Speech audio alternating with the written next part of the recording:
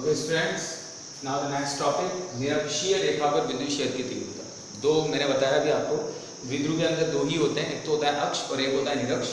तो अब हम पढ़ रहे हैं निरक्षीय रेखा पर विद्युत क्षेत्र की तीव्रता। तो सबसे पहले हम इसका डायग्राम ड्रॉ करते हैं। देखिएगा, वही वापस हमने ए बी एक द्विध्रुव लिया,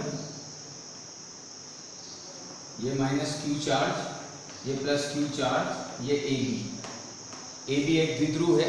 इसके केंद्र बिंदु O से, ये केंद्र बिंदु O है, इससे r दूरी पर कोई बिंदु P है जहां पर हमें विद्युत क्षेत्र की तीव्रता ज्ञात करनी है। ठीक है, बिंदु P कहाँ स्थित है? निरक्ष पर, क्योंकि ये अक्ष के लंबवत है। वही वापस वही चीज, डिस्टेंस कितनी है इसकी? 2a। ठीक है, तो यहां से हम सबसे पहले क्या करते हैं, बिंदु A और B को मिलाते हैं, मैच करते हैं। तो this one and this one. हमारा कॉन्सेप्ट क्या कहता है? वापस वही कॉन्सेप्ट पे आओ कि जिस बिंदु पर विद्युत क्षेत्र की तीव्रता ज्ञात करनी है, उस बिंदु पर हम परीक्षण आवेश की कल्पना करेंगे। तो इस बिंदु P पर हम परीक्षण आवेश की कल्पना करते हैं। परीक्षण आवेश कौन सी प्रकृति का होता है? धनात्मक प्रकृति का।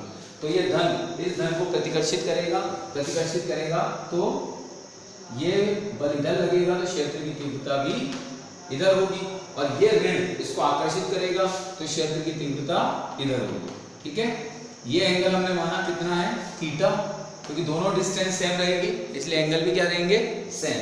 अब अगर ये डिस्टेंस ए है और ये डिस्टेंस r है, तो समकोण त्रिभुज बन रहा है। समकोण त्रिभुज बन रहा है तो पाइथागोरस प्रमेय लगेगी। पाइथागोरस प्रमेय लगेगी तो ये क्या हो जाएगा? r² plus a² power half. ठीक है, और ऐसे इधर हो जाएगा r² plus a² power half. अब ये E1 और E2 इनका रिजल्टेंट क्या होगा? दिस वन, ये इनका रिजल्टेंट हो जाएगा। अब ये रिजल्टेंट हो गया R, इस रिजल्टेंट को क्या नाम दे देते हैं हम? R। और इसको जब हम मैच करेंगे, तो जब हम इसको मैच करते हैं तो ये एक समांतर चतुर्भुज की आकृति ले लेता है। समांतर चतुर्भुज की आकृति ले लेगा। एंगल देखते हैं, एंगल देखेंगे तो ये एंगल थीटा है, तो ये एंगल थीटा होगा, ऑर्डिनेट एंगल, एकांतर कोण। ये एंगल थीटा है तो ये एंगल भी थीटा होगा। कौन सा कोण? संगत कोण।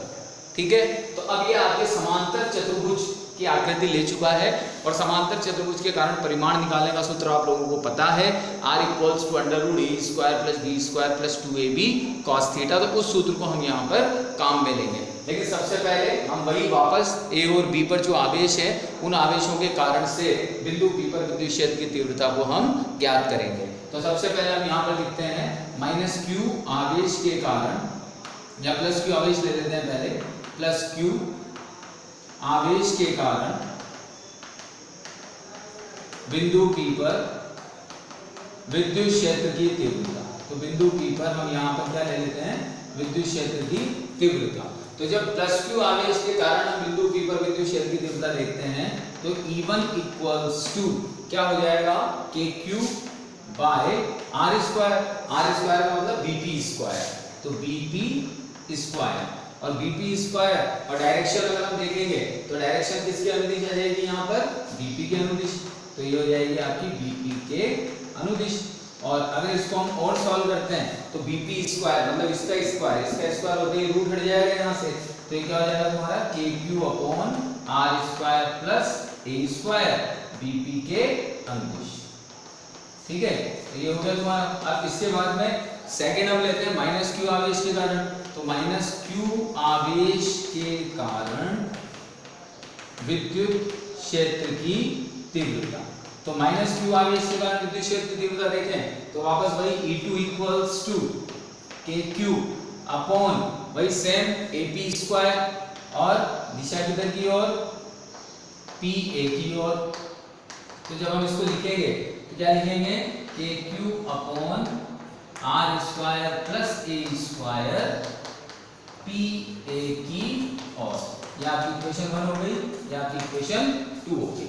अब इसके बाद में यहाँ पर हम ये देख रहे हैं कि E1 और E2 दोनों परिमाण में क्या है? समान है। E1 और E2 दोनों परिमाण में समान है, लेकिन परिमाण में समान होने के साथ साथ ये दिशाओं में भिन्न भिन्न है। अगर मान लीजिए ये परिमाण में समान होते और अगर विपरीत दिशाओं में होते तो कैंसिल हो जाते, समान दिशा में होते तो जुड़ जाते, लेकिन ये तो किसी कोण पर झुके हुए हैं, भिन्न भिन्न दिशा में है, तो फिर उसके लिए फिर हम क्या करते हैं, यहाँ पर समांतर चतुर्भुज नियम को काम में लेते हैं। तो यहाँ पर हम सिंपली फॉर्मूला लगाते हैं इस जगह पर E1 इक्वल्स टू E2 परिमाण हमें दे रखा है। तो जब हम यहाँ पर इसे हम सबसे पहले घटकों में वियोजन करते हैं, यहाँ लिखते हैं हम, चूंकि विद्युत क्षेत्र की तीव्रता परिमाण में समान है, परिमाण में समान किंतु दिशा में भिन्न है, अतः इसे घटकों में वियोजित करते हैं। तो इसे हम क्या कर देते हैं, घटकों में वियोजित कर देते हैं। घटकों में वियोजन सीधा सा होता है कि जिस अक्ष के साथ कोण बनता है वो अक्ष आपका cos थीटा, और जिसके साथ कोण नहीं बनता वो sin थीटा। तो ये वाला जो अक्ष है ये वाला, तो इसका परिणाम कौन है, E1। तो E1 के लिए ये कंपोनेंट क्या बनेगा, E1 sin थीटा, और ये कंपोनेंट क्या बनेगा, E1 cos थीटा। इसी तरह से इस वाले कंपोनेंट ये E2 है, तो इसका ये वाला कंपोनेंट तो कौन है, E2 sin थीटा, और ये वाला कंपोनेंट कौन है, E2 cos थीटा।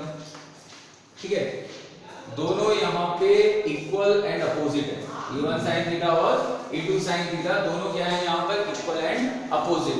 तो इक्वल एंड अपोजिट होने की वजह से क्या हो जाएंगे, इस जगह पर कैंसिल हो जाएंगे। E1 और E2 sin थीटा अगर इक्वल एंड अपोजिट है तो ये दोनों तो एक दूसरे से कैंसिल हो जाएंगे। अब रिजल्टेंट कौन बचा, E1 cos थीटा और E2 cos थीटा, दोनों एक ही दिशा में तो ये जुड़ जाएंगे। तो यहाँ पर परिणामी E निरक्ष equals to E1 cos theta plus E2 cos theta. अब E1 बराबर E2 है, ठीक है, तो E2 की जगह पर E1 रख देते हैं। तो जैसे E2 की जगह पर E1 रखा तो क्या हो गया, 2E1 cos थीटा। अब 2E1 की वैल्यू को इसी पे रख दो, तो 2KQ upon R square plus A square cos theta. अब मुझे किसकी वैल्यू निकालनी है, cos थीटा की। तो ट्रायंगल कंसीडर करते हैं, त्रिभुज AOP में cos theta equals to base, तो बेस कौन हो गया तुम्हारा AO, base cos theta equals to base upon hypotenuse, तो AO अपॉन AP। AO की वैल्यू 1 और AP क्या है तुम्हारा R square plus A square power half. ये cos थीटा की वैल्यू आ गई। इस cos थीटा की वैल्यू को उठाकर यहां पुट कर देते हैं E निरक्ष पे, तो E निरक्ष इक्वल्स टू हो गया तुम्हारा 2KQ R square plus A square into A R square plus A square half. ठीक है, अब ये E निरक्ष ये हो गया 2KQ इनटू 2 है, और नीचे आधार समान है तो घातें जुड़ती है। इसके ऊपर घात कितनी है 1, इस पर घात कितनी है हाफ, 1 और हाफ मिलके 3/2, तो ये हो गया R square plus A square power 3/2।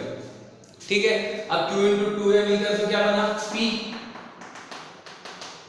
और वही वापस R is very greater than A, तो A स्क्वायर को नगण्य मानने पर, तो यहाँ A स्क्वायर को हमने नगण्य मान लिया, तो क्या आ गया E निरक्ष इक्वल्स टू, ये तो बन गया KP, और नीचे A स्क्वायर खत्म हो गया, R स्क्वायर की पावर 3/2, तो 2 से 2 कैंसिल हो जाएगा घात का, तो R³ बचेगा, तो KP अपॉन R³। डायरेक्शन लीजिए, डायरेक्शन किधर है, इस साइड में, यानी प्लस से माइनस, तो यहाँ क्या लिखेंगे -PK, यानी द्विध्रुव आघूर्ण के विपरीत।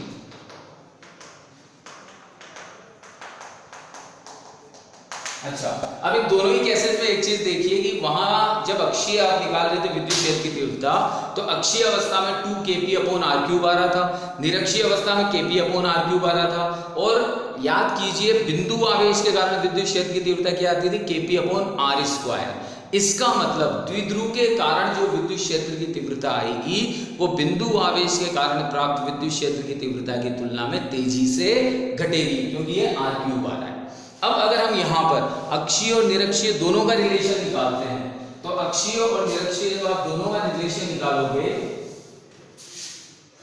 तो E अक्षीय क्या होता है 2KP अपॉन R³, और E निरक्षीय बराबर क्या होता है KP अपॉन R³।